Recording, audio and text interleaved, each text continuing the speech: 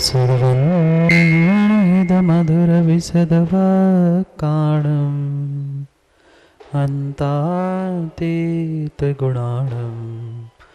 नमो जिनाणं जितभवाणम् सहजानन्दचैतन्य प्रकाशाय महीयसे नमोऽनेकान्तविश्रान्त महिम्ने परमात्मने स्वसंवेदनसिद्धाय जिनाय परमात्मने शुद्धजीवास्तिकायाय नित्यानन्दचिदे नमः। नमो हरिहन्ताणं नमो सिद्धाणं नमो वायुरीयाणं नमो वज्रायाणं नमो लोये सवसाहोम। पंच परमेष्ठी भगवान की 1008 श्री आदिनाथ भगवान की परम पूज्य आचार्य भगवान कुंद कुंद स्वामी की परम पूज्य आचार्य भगवान अमृतचंद्र स्वामी की परम पूज्य आचार्य भगवान जयसेन स्वामी की परम पूज्य आचार्य भगवान गुरुवर विशुद्ध सागर जी महाराज की अहिंसामय विश्व धर्म की।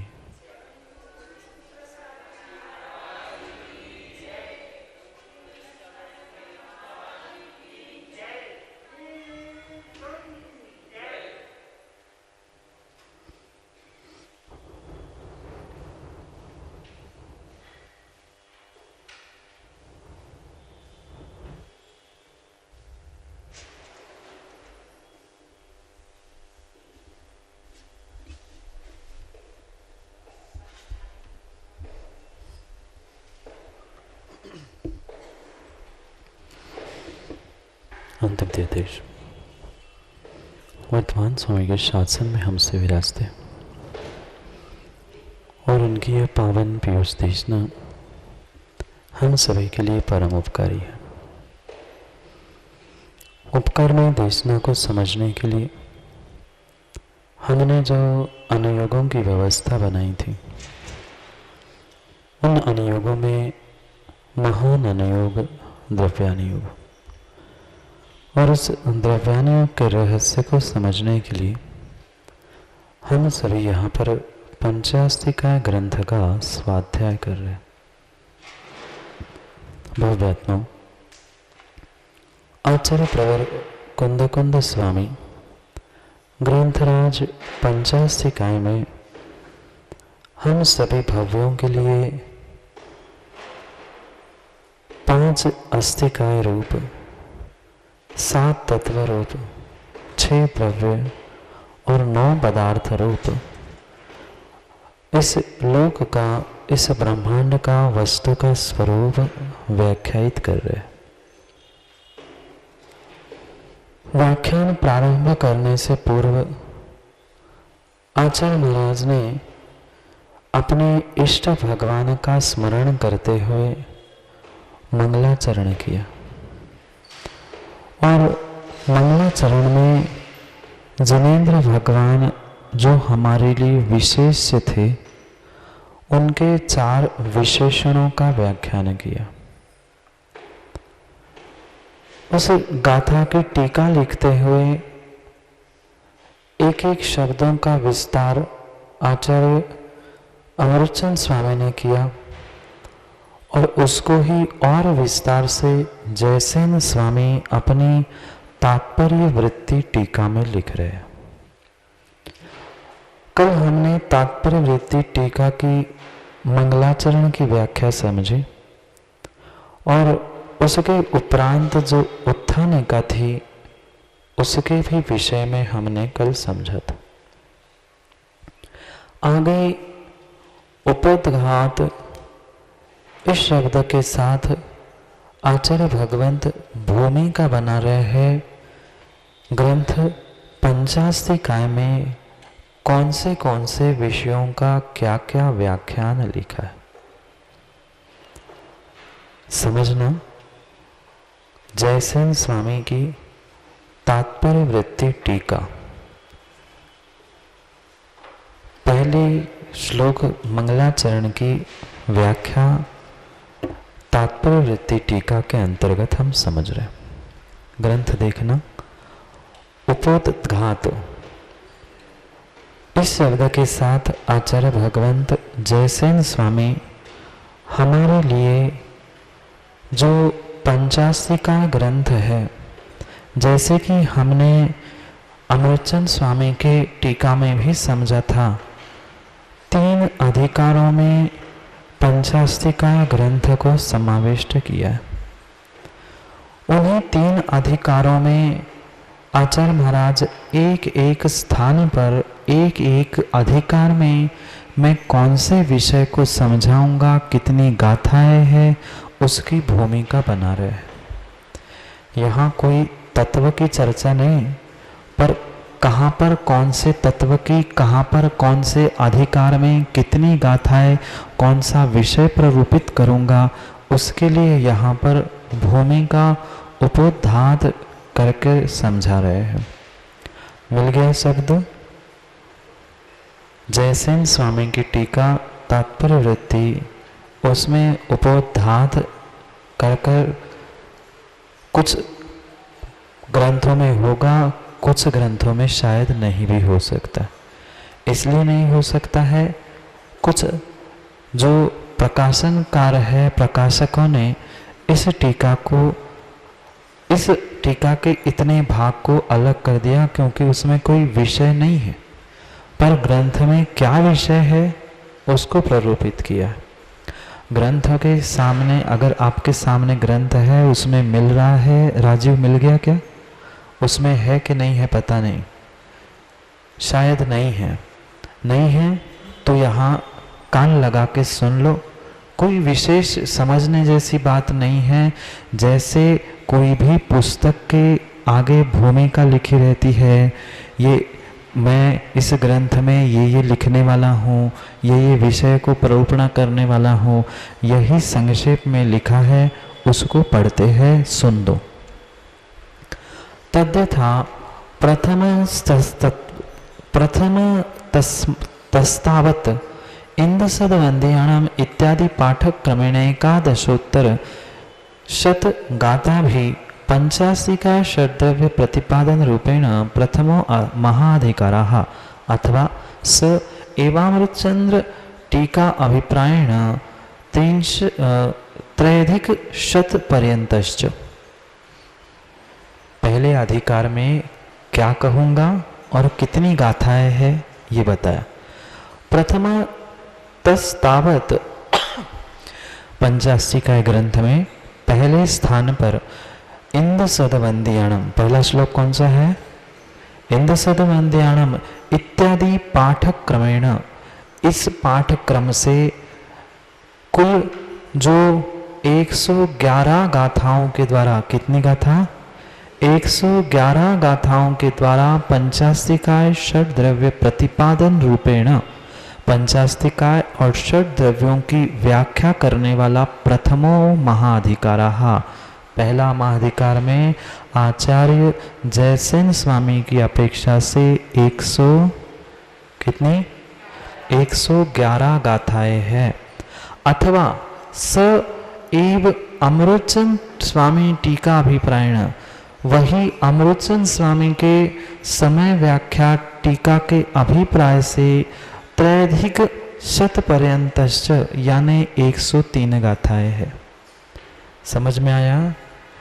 अमृतचंद स्वामी की अपेक्षा से 103 गाथा और जयसेन स्वामी की अपेक्षा से 111 गाथा।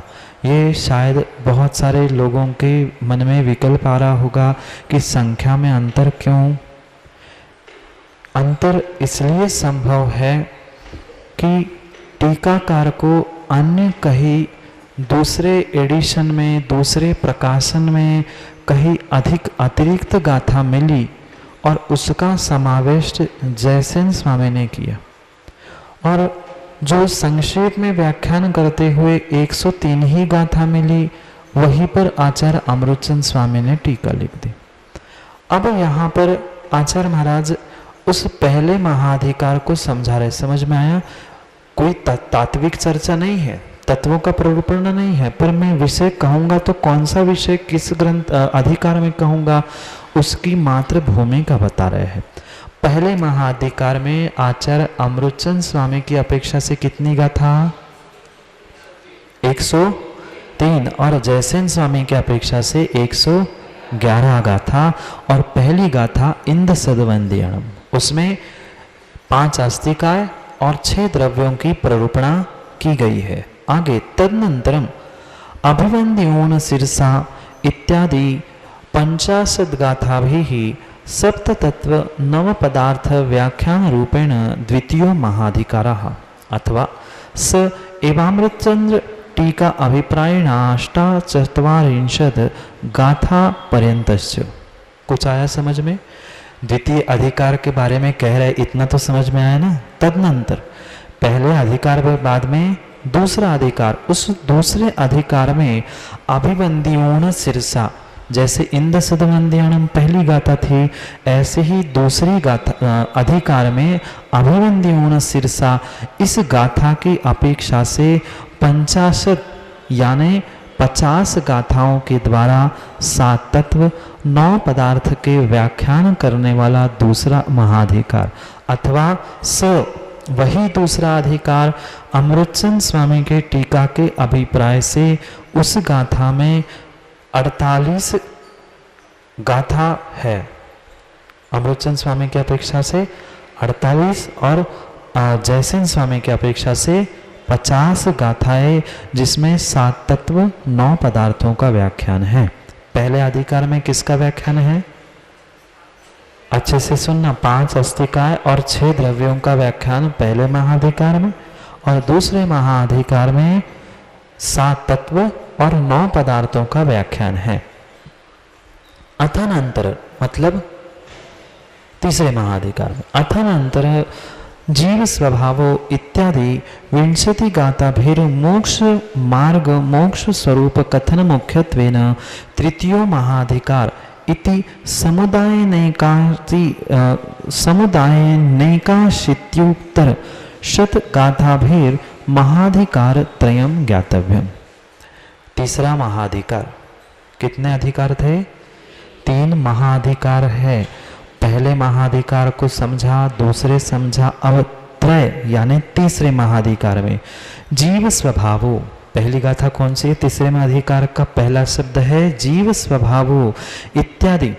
इस प्रकार से 20 यानी 20 गाथाओं के द्वारा मोक्ष मार्ग और मोक्ष के स्वरूप का व्याख्यान करते हुए समुदाय से वह ये कुल मिला के 181 गाथाएं 3 महाधिकारों में जोड़ लो ना। गाथाओं को एक साथ जोड़कर वहाँ अमृतचंद स्वामी की अपेक्षा से भी और जयसेन स्वामी की अपेक्षा से तीसरे महाधिकार में 20 ही गाथा है, इसलिए अलग से अमृतचंद स्वामी के विषय में नहीं लिखा। तो तीनों को जोड़कर समुदाय रूप से पूरे पंचास्तिकाय ग्रंथ में 181 गाथाओं में ही 3 महाधिकार समाविष्ट है। 111, 50 और 20, 103, 48 और 20, ऐसी कुल समुदाय से 181 गाथा आचार्य जयसेन स्वामी बता रहे हैं। तत्र महाधिकारे पाठ्यक्रमेण अंतराधिकाराः कथ्यते।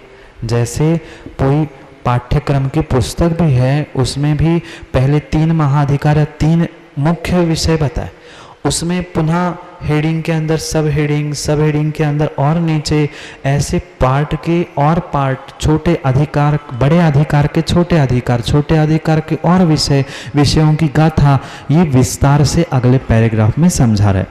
तत्र महाधिकारे पाठ्यक्रमेण अंतराधिकाराः कथ्यन्ते।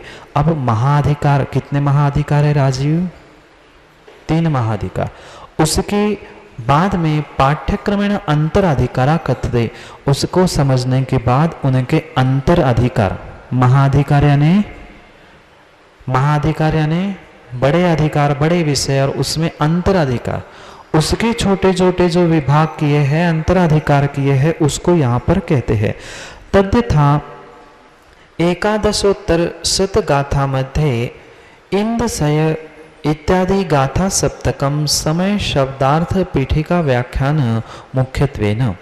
अब समझना, पहले क्या बताया, 3 महाधिकार में पंचाष्टिका ग्रंथ लिपिबद्ध किया। अब उसमें से पहला महाधिकार जिसमें कितनी गाथा थी, पहले महाधिकार में कितनी गाथा थी, 111 और 103, दोनों की अलग अलग अपेक्षा से। उसमें से जो पहला अंतराधिकार है, महाअधिकार के अब छोटे छोटे विभाग करके समझा रहे हैं, क्योंकि पूरे महाअधिकार में 5 अस्तिकाएं 6 द्रव्य तो है ही, पर उसका भी और बाइफर्केशन होगा, उसको भी विशेषता से विभाजित किया जाएगा। वह किस प्रकार से है उसको यहाँ कह रहे हैं। तो एकादशोत्तर गाथा मध्य यानी 111 गाथाओं में से इंद सदवंद्याण इस गाथा से प्रारंभ करते हुए गाथा सप्तकम 7 गाथाएं, सप्तकम यानी 7 गाथाओं के द्वारा समय शब्दार्थ पीठिका व्याख्यान मुख्यत्वेन। इन 7 गाथाओं के द्वारा मुख्यता से समय शब्द का अर्थ रूप पीठिका में व्याख्यान किया। समय यानी घड़ी का नहीं, समय यानी आगम, समय यानी आत्मा, समय यानी काल द्रव्य की सबसे छोटी इकाई। इन में से जो आगम रूपी समय है उस समय की प्ररूपणा 7 गाथाओं में की। कौन से? 111 में से पहले अंतर अधिकार में 7 गाथाएं ली, जिसमें समय की मुख्यता से, समय शब्द की मुख्यता से उसकी अर्थरूप पीठिका और उसका व्याख्यान किया। तदनंतरम 14 गाथा द्रव्य पीठिका व्याख्यान न, उसके बाद 14 गाथाओं के द्वारा जो द्रव्य पीठिका का कथन किया। पीठिका यानी शब्द है, द्रव्य मतलब जो 6 द्रव्य हम समझ रहे ना। अभी आप सभी लोग बहुत सारे जिनवाणी रखने के लिए कुछ रखे हो क्या? जिनवाणी रखने के लिए जो टेबल है, रहल है, ये क्या है? पीठिका है। समझ में है? द्रव्य पीठिका है, शास्त्र पीठिका है। ऐसी इस द्रव्य पीठिका की नहीं, पीठिका यानी भूमि का आधार, द्रव्य के आधार से दूसरे अंतर अधिकार में 14 गाथा जोड़ते जाना, 7 14 गाथाओं के द्वारा द्रव्य की व्याख्या की। जो 6 द्रव्य है उसको समझाया। फिर अथ गाथा पंचकम काल द्रव्य मुख्यत्वेन तदनंतरम 53 गाथा जीवासिकाय कथन रूपेण अथ गाथा दशकम पुद्गलास्तिकाय मुख्यत्वेन तदनंतरम गाथा सप्तकम धर्माधर्मास्तिकाय व्याख्यानेन अथ गाथा सप्तकम आकाशास्तिकाय कथन मुख्यत्वेन तदनंतरम गाथाष्टकम चूलिकोप संहार व्याख्यान मुख्यत्वेन कथयित्याधिष्टभि अंतराधिकारे पंचास्तिकाय षड्द्रव्य प्ररूपणम प्रथम अधिकारे समुदाय पातनिका। पूरा वाक्य था इसलिए एक साथ पढ़ा। अब पुनः हम संक्षेप से उसको विस्तार से समझते हैं। पहली बात समझ में आई क्या? पहला महाअधिकार, उसमें से पहला अंतराधिकार कितने गाथाओं का? कितने गाथाओं का? जोर से बोलो, कितने गाथाओं का? 7 गाथाओं का पहला अंतराधिकार। फिर दूसरा अंतराधिकार कितने गाथाओं का? 14 गाथाओं का दूसरा अंतराधिकार, जिसमें द्रव्य की पीठिका यानी द्रव्य जो 6 द्रव्य है उसकी भूमिका बनाए कि 6 द्रव्य होते हैं, द्रव्य का स्वरूप क्या है, उसमें द्रव्य गुण पर्याय उत्पादव्य द्रव्य सत आदि की व्याख्या उन 14 गाथाओं में की। फिर उसके उपरांत 5 गाथाओं के द्वारा काल द्रव्य की व्याख्या की। फिर 5 गाथाओं से काल द्रव्य की व्याख्या की। फिर उसके बाद 53 गाथाओं में जीवास्तिकाय का कथन किया। फिर उसके बाद 10 गाथाओं के द्वारा पुद्गलास्तिकाय की मुख्यता से व्याख्यान किया। फिर उसके बाद 7 गाथाओं में धर्मास्तिकाय का, फिर धर्मास्तिकाय और अधर्मास्तिकाय, उसके बाद पुनः 8 गाथाओं में उपसंहार किया। समझ में आया? पहले 7, फिर 14, फिर 5, फिर 53, फिर 10, फिर 7, फिर 7 और फिर 8। गिन लो, हो गए 111? 111 हो गए राजीव भैया? दुकान में तो फटफट फटफट गिन लेते हो नोट, यहाँ संख्या गिनो। पहले लिख लो 7, 14, 5, 53, 10, 7, 7 और 8। इन गाथाओं में क्या क्या विषय है ये भी बता दिया। पहले 7 गाथाओं में वहाँ समय की व्याख्या की, फिर 14 गाथाओं में द्रव्य की भूमिका बनाई, 5 गाथाओं में काल द्रव्य की व्याख्या की, 53 गाथाओं में जीवास्तिकाय की व्याख्या की, फिर 10 गाथाओं में पुद्गल अस्तिकाय, 7 में धर्म अधर्म दोनों अस्तिकाय, पुनः 7 में आकाश अस्तिकाय और आखिरी 8 में उपसंहार रूप में उसका व्याख्यान किया। किसका? जो जो समझ के आए हैं उसे उपसंहार रूप में वहाँ एकत्रित किया है। ठीक, इतनी सामान्य सी बात समझ में आई क्या? पहले तो ये समझो पंचास्तिकाय ग्रंथ, कौन सा ग्रंथ पढ़ रहे हैं हम? पंचास्तिकाय। और उस पंचास्तिकाय ग्रंथ के आचार्य भगवान ने मुख्य कितने भेद किए अधिकार बनाए? 3 अधिकार बनाए। उन 3 अधिकारों में जो पहला महाअधिकार था उसमें कितनी गाथाएं? जयसेन स्वामी की अपेक्षा से 111। अभी उनकी ही टीका चल रही है तो उनके ही हिसाब से हमें उनका विभाजन भी करना है। तो उन 111 का विभाजन कैसे किया? तो उसको समझाते हुए उसकी संख्या और उसका विषय समझा रहे। जब हम पढ़ेंगे तब हमें वो विस्तार से समझ में आ ही जाएगा, पर एक भूमिका समझ में आए कि हमें क्या पढ़ना है, हमें क्या बनाना है, उस हिसाब से वह आचार्य महाराज ने यहाँ लिखा है। जैसे माँ भोजन बनाते हो, क्या भोजन बनाते हो? भोजन बनाने से पहले ही भले ही सामग्री सामने आए नहीं आए, दिमाग में आ जाती कि नहीं कि हाँ आज ये सब्जी बनानी है तो इसमें ये मिलाना है, ये सामग्री बनानी है तो उसके लिए ये हमें सामग्री कच्चे रूप में चाहिए। ऐसे ही अभी विषय प्रारंभ नहीं किया, पर विषय प्रारंभ करने से पहले ही भूमिका में समझा रहे हैं कि क्या क्या प्राप्त वस्तुएं चाहिए जो कि तुम्हें समझनी होगी आने वाले ग्रंथ के पहले महाअधिकार में। इतना विषय समझ में आया? इतनी से बात कही। आगे उसका और व्याख्यान करते हुए प्रथम महाधिकारे समुदाय पातने का, समुदाय से पहला महाधिकार पूर्ण हुआ। तत्राष्टान्तर अधिकारेषु मध्ये प्रथमतः सप्तगाथा भी समय शब्दार्थ पीठिका कथ्यते।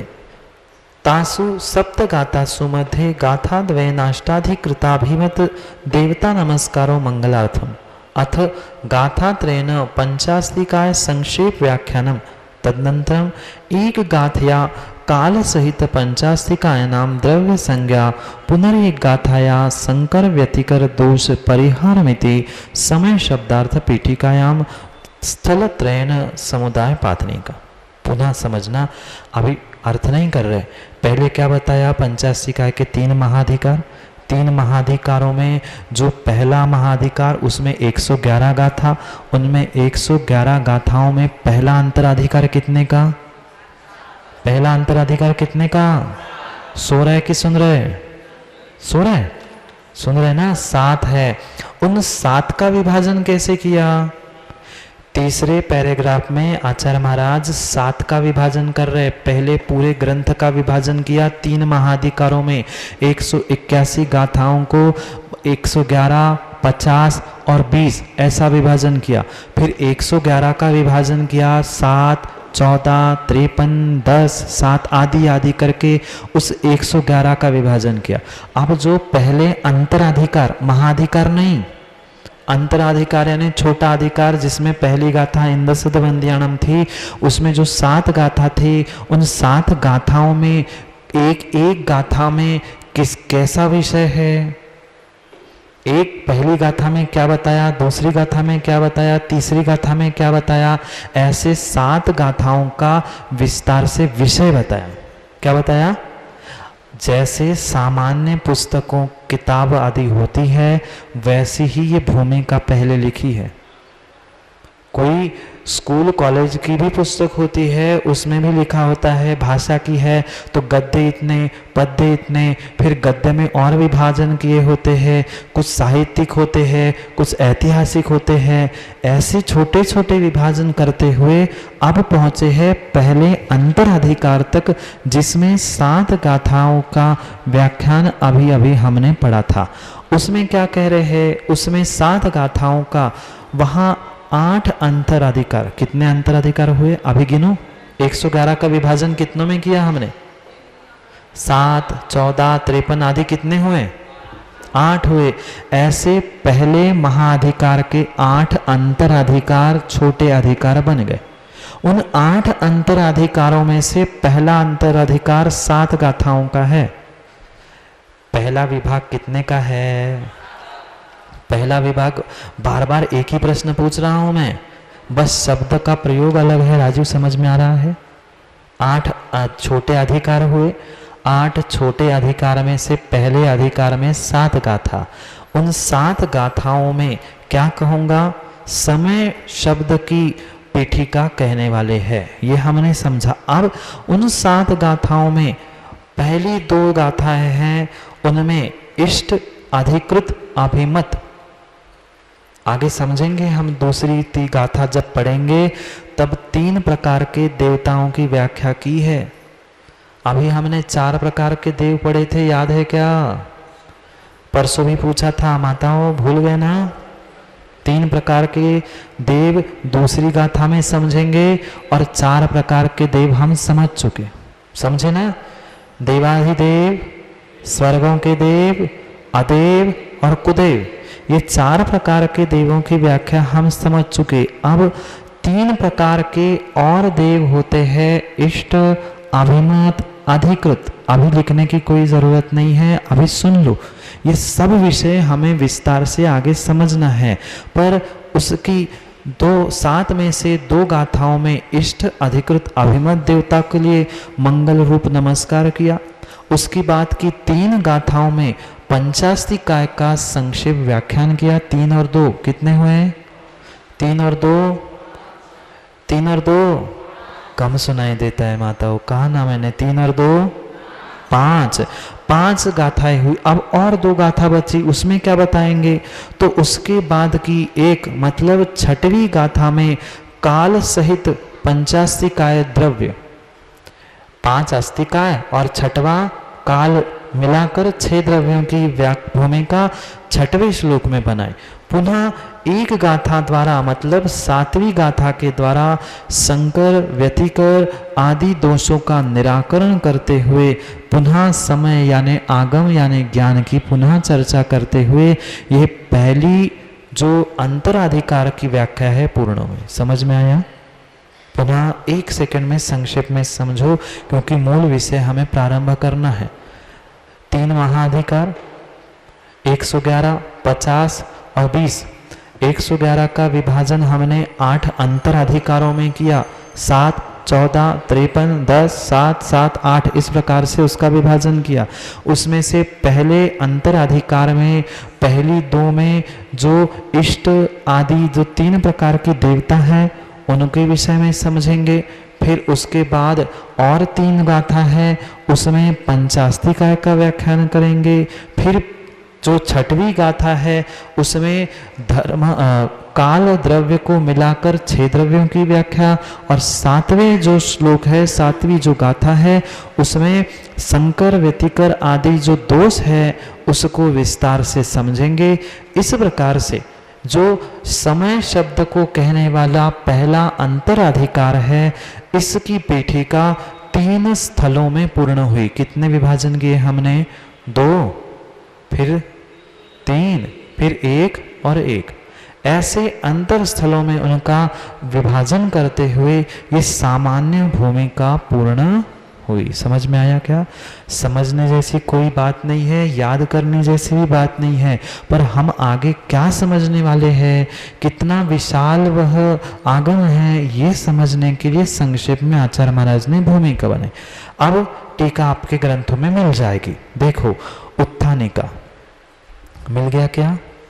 अब तो मिलनी ही चाहिए। जयसेन स्वामी की टीका होगी तो ये शब्द अवश्य ही मिलेगा, उत्थानिका। मैं पढ़ता हूँ, फिर समझने का प्रयास करो, खोजने का प्रयास करो, होगी पक्के में। अथ प्रथमत इंद्र सत वंदितेभ्या इत्यादि मिल गए। उत्थानिका जो आकाश से भी प्रकाशित प्रतिया है, अन्य भी प्रतिया है, उसमें मिल जाएगी। अथ प्रथमत इंद्र सत वंदितेभ्या इत्यादि जिन भाव नमस्कार रूप मसाधारणम शास्त्र स्यादो मंगलम कथयित्यामिभिप्रायं मनसि धृत्वा सूत्रमिदं प्रतिपादयति।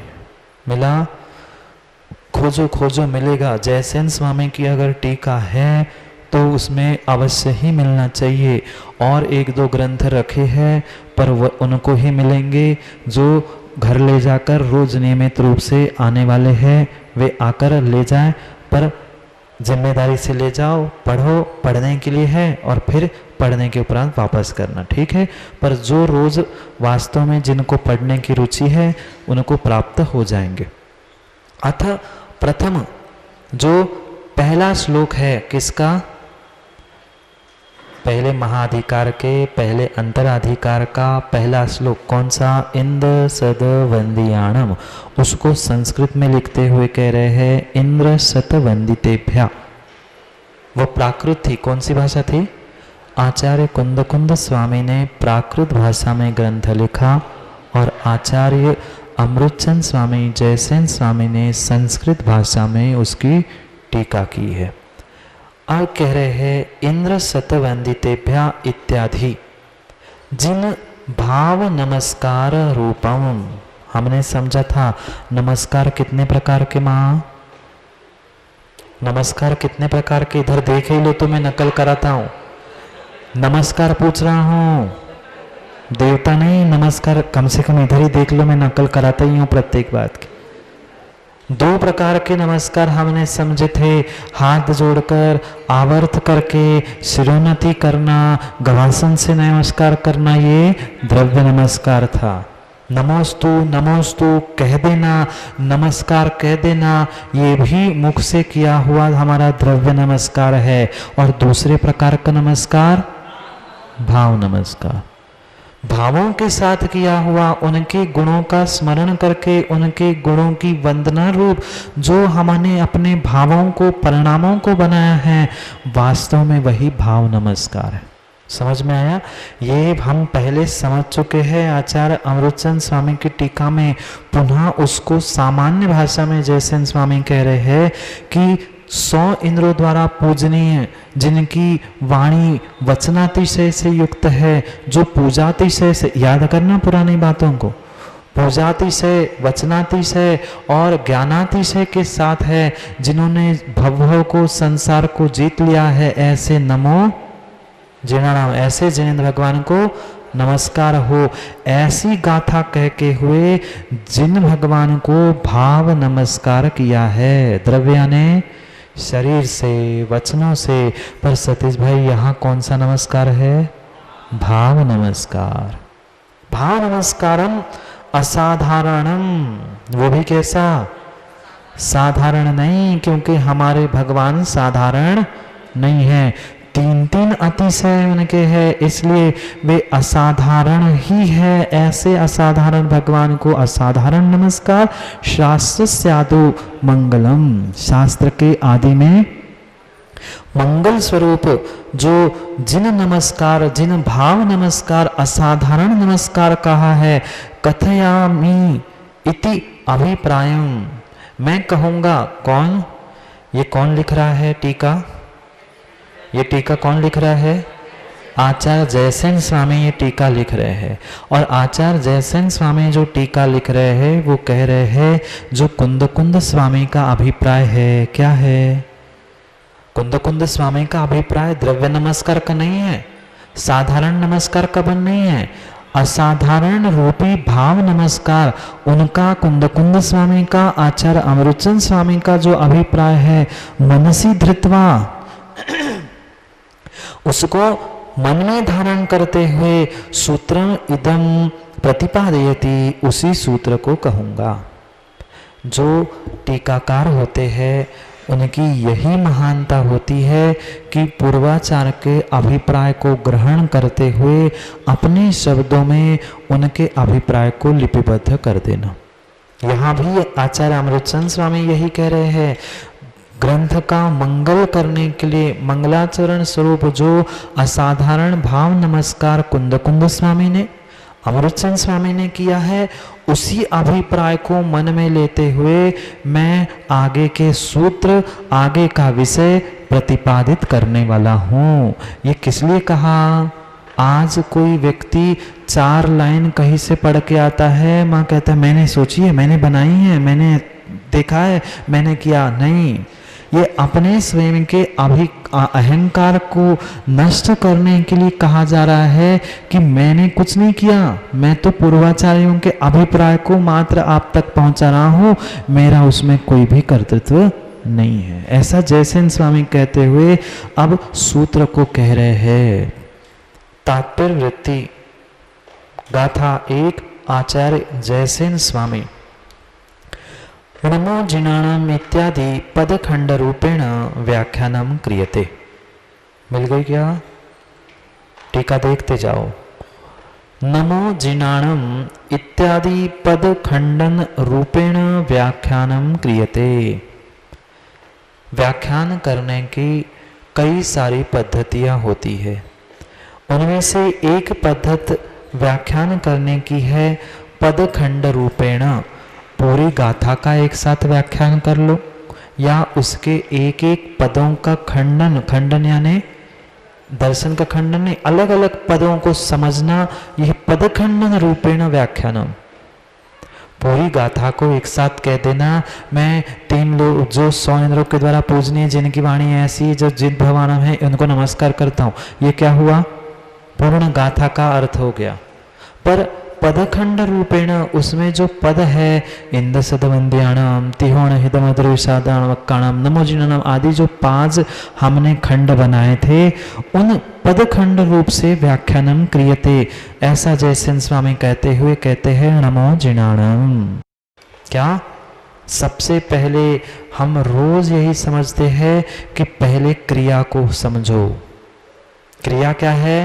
नमो, नमः, नमो जिनाणम, फिर जिनाणम आएगा, पहले शब्द आएगा नमो नमः, नमस्कार हो। फिर पूछा किसको?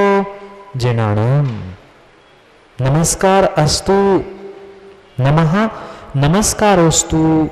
फिर पूछा केभ्या, भाई नमस्कार तो ठीक है, सुन लिया नमस्कार हो, पर किसको? केभ्या, किसको नमस्कार? जिनेभ्यः, जिनेन्द्र भगवान को। कथम भूतेभ्यः, जिनको आप नमस्कार कर रहे हो वे कैसे हैं, उनका स्वरूप कैसा है? पहले तो पूछा किसको नमस्कार किया, फिर वे कैसे हैं? कथम भूतेभ्यः, वे कैसे हैं? इंद सदवंद्याणम, ये अब उनके 4 विशेषण बता रहे हैं। क्या बता रहे हैं? 4 विशेषण। और 4 विशेषण के विशेष्य कौन है? विशेष्य जानते हो सतीश भैया? विशेष्य और विशेषण, जिसके लिए विशेषण बताए जा रहे हैं वे जिनेन्द्र भगवान हमारे लिए विशेष्य है। बात समझ में आई क्या? विशेषण, लाल शर्ट, लाल क्या है? लाल क्या हुआ? शर्ट। ये लाल उसका विशेषण हुआ और शर्ट क्या हुआ? विशेष्य हुआ। जिसके विषय में विशेषण दे रहे हैं वो विशेष्य है, और बाकी उसके विषय में जो विस्तार के कहा जा रहा है वह विशेषण है। समझ में आया? ऐसे ही 4 विशेषण हैं और जिनेन्द्र भगवान हमारे लिए विशेष्य है।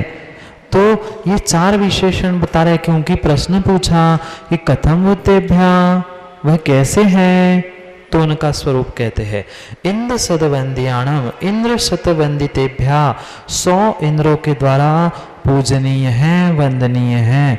पुनरपि कथम भूतेभ्या, और भी कुछ विशेषण है क्या उनके? क्या एक विशेषण से काम हो जाएगा? ने कहा नहीं, और भी विशेषण है हमारे जिनेंद्र भगवान के। अगर और है तो और कौन से विशेषण और कौन सी बात है उनके पास? पुनः अपि कथम भूत एभ्या, और भी वे कैसे है? त्रिभुवन हित मधुर विशद वक्काणम, कैसे है? त्रिभुवन हित मधुर विशद वाक्येभ्या। टीका भी देखते जाओ और सुनते भी जाओ।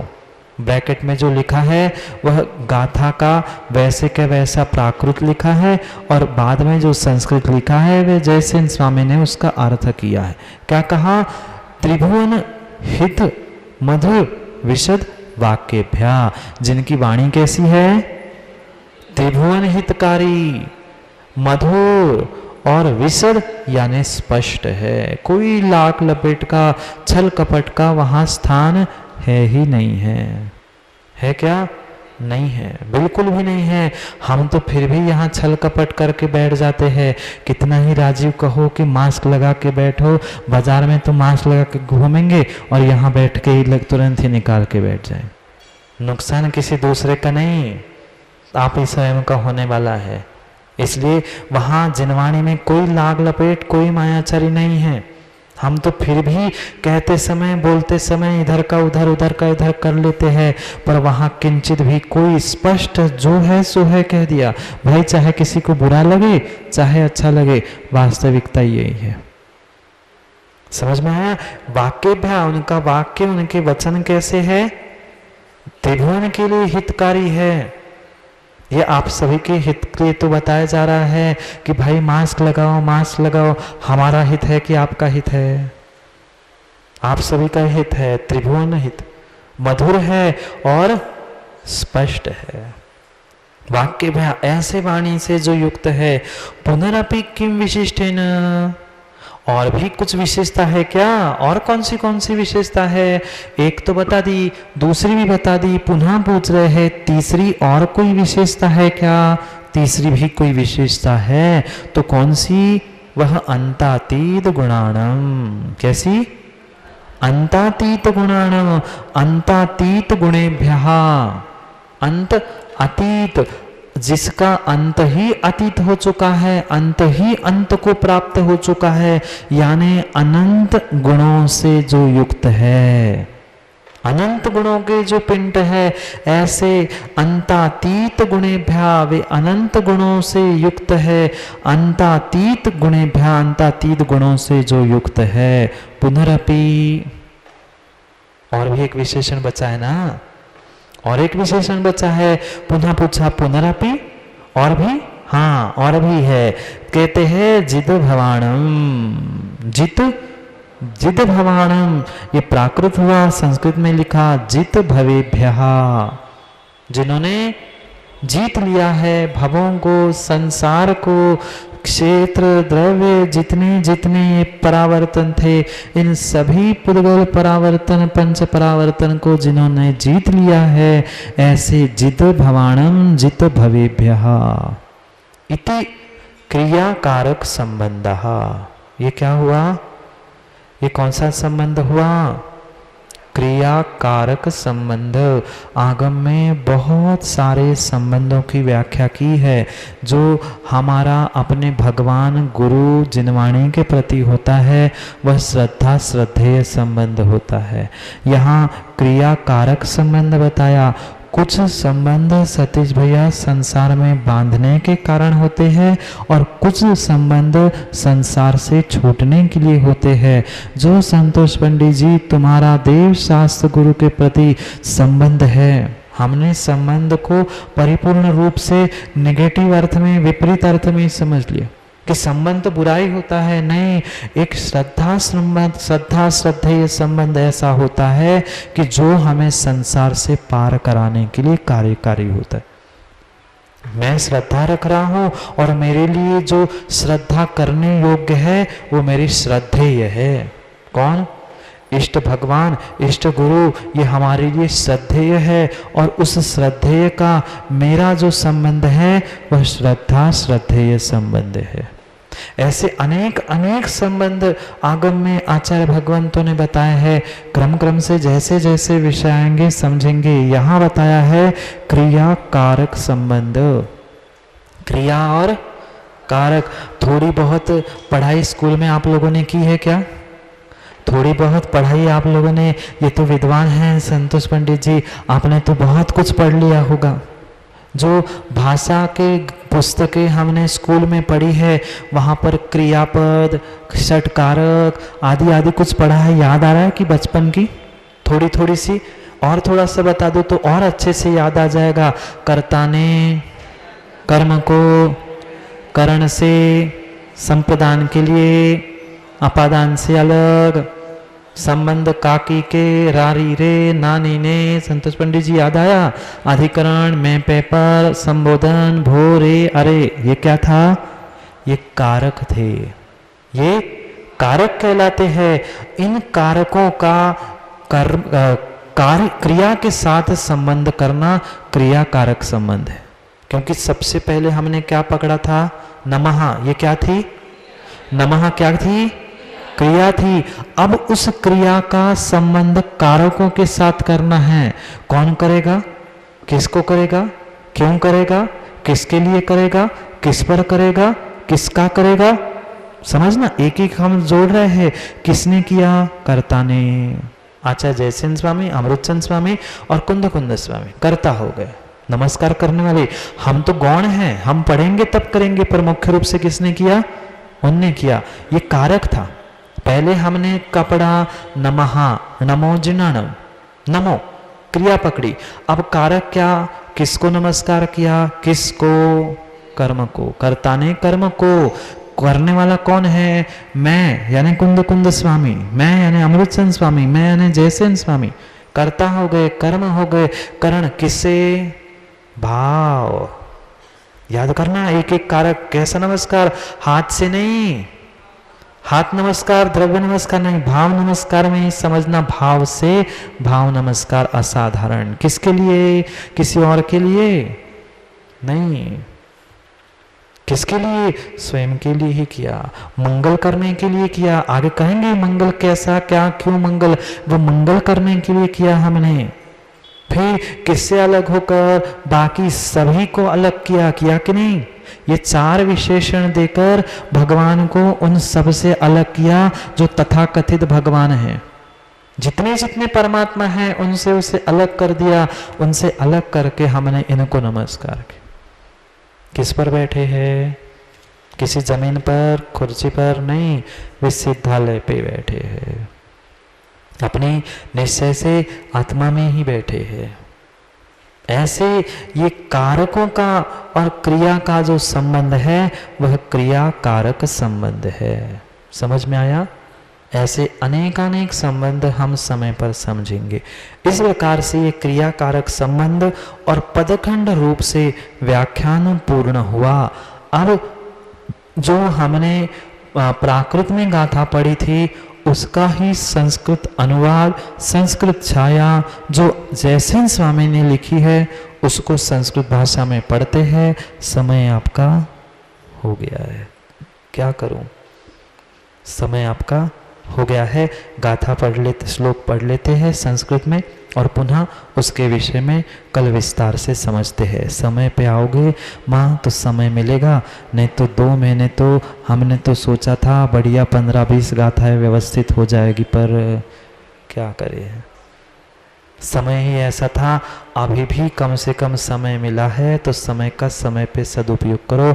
पता नहीं कल का न पल का, पता है क्या? नहीं है। इसलिए जितना समय मिल रहा है इसलिए समय पे आओ, समय को समय पे समझो। पढ़ते हैं श्लोक को। इंद्र शतवंदितेभ्यां त्रिभुवन हृद मधुर विशतवाक्येभ्यां अंतातीत गुणेभ्यो नमो जिनेभ्यो जित भवेभ्यः। जिनके सामने ग्रंथ है पढ़ो।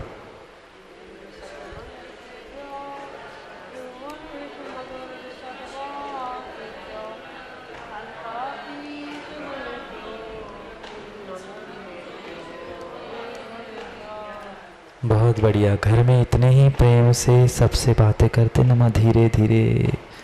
मंदिर में आके पता नहीं आवाज़ कहाँ चली जाती है। घर में तो ऐसे पड़ोसी को तक सुनाई दे रहा है कि किसके साथ कैसी बातें हो रही है। पर यहाँ आके बिल्कुल क्या हो जाता है, जिनवाणी का पाठ करना है, एक बार उच्चारण कर लो, असंख्यात गुण श्रेणी कर्मों की निर्जा हो जाएगी।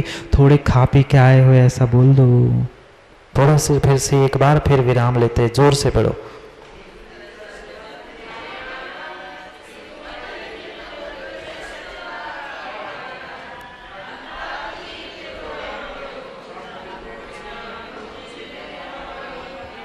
थोड़ा सा क्या है ना, धक्का लगाना पड़ता है। ढक्कल स्टार्ट, बजाज की गाड़ी ना, हमारा बजाज, धक्का लगाओ फिर चालू होती है गाड़ी। ऐसे धक्का लगाते लगाते समय बीत गया माँ, समय हो गया है।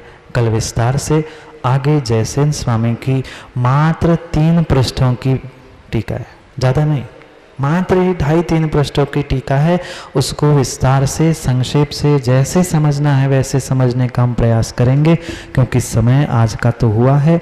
जो जो विषय हमने अमृतचंद स्वामी की टीका में समझा है उसको ही और विस्तार से, मंगल क्या होता है, मंगलाचरण क्यों किया जाता है, कितने प्रकार का होता है, उसके उद्देश्य, उसका लक्ष्य, ग्रंथ के पहले क्या क्या करना चाहिए आदि सब कुछ जो विस्तार से लिखा है उसको विषय में, और 4 विशेषण और एक विशेष, इसके विषय में भी कल हम समय पर समय की बात समझेंगे, क्योंकि समय बहुत थोड़ा सा बचा है। हाँ, हमने तो सोचा था कि पर्यूषण में बढ़िया वह तत्वार्थ सूत्र की 2.5-3 घंटे की कक्षा होगी, पर क्या करें, थाली में छेद था कि पुण्य में छेद था। हाँ, चाहो तो अभी भी बहुत कुछ हो सकता है, पर आप सभी पर निर्भर करता है। इसलिए समय पे आओ और समय पे जाओ, तो समय को समय पे समझेंगे, क्योंकि समय पे किया गया काम समय को दिलाता है। बोलिए भगवान महावीर स्वामी की।